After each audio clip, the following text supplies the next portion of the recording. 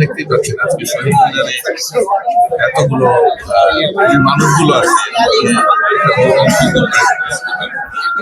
এটা থেকেই তো প্রমাণিত হয় যে দেশের প্রয়োজনে সময়ের প্রয়োজনে প্রাইভেট বিশ্ববিদ্যালয়গুলো কিভাবে কাজ করছে। আসলে বিশ্ববিদ্যালয়কে যারা পাবলিক এবং প্রাইভেট বলে আলাদা করে তাদের শিক্ষার অভাব আছে বলে।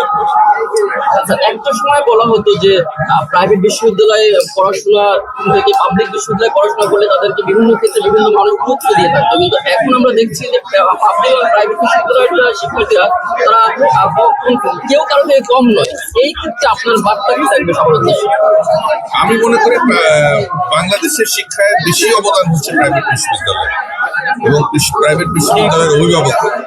কারণ প্রাইভেট বিশ্ববিদ্যালয় বা সরকারি বিশ্ববিদ্যালয় যেটা বুঝি, যেখানে খরচ কম বলে দাবি করি, সেটাও কিন্তু একটা মিথ্যা কথা। কারণ একটা সরকারি বিশ্ববিদ্যালয়ে গ্রাজুয়েট করতে সরকারি বিশ্ববিদ্যালয়ের খরচ যদি হিসাব হয় সেটা 30 লাখ টাকা, 35-40 লাখ টাকা, সেটা কিন্তু জনগণের ট্যাক্সের টাকা। সেই ট্যাক্সের টাকাও কিন্তু আমার এই প্রাইভেট বিশ্ববিদ্যালয়ের শিক্ষার্থীদের অভিভাবকরাই দেয়।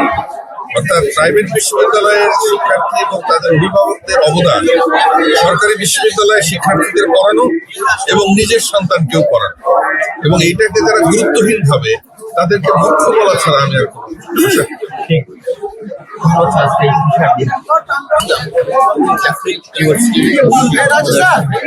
আর তিনি সরকারি বেসরকারি বিশ্ববিদ্যালয় বলতে কোনো বিশ্ববিদ্যালয় ছোটখাটো নয়, সকল বিশ্ববিদ্যালয় শিক্ষা যদি প্রকৃত শিক্ষা হয় সেক্ষেত্রে সেই শিক্ষা নিয়ে যারা দেশের বিভিন্ন আনাচে কানাচে ছড়িয়ে পড়বে তাদের নিয়েই এই দেশ গঠিত হবে, দেশের সমাজ আবার প্রতিষ্ঠা হবে।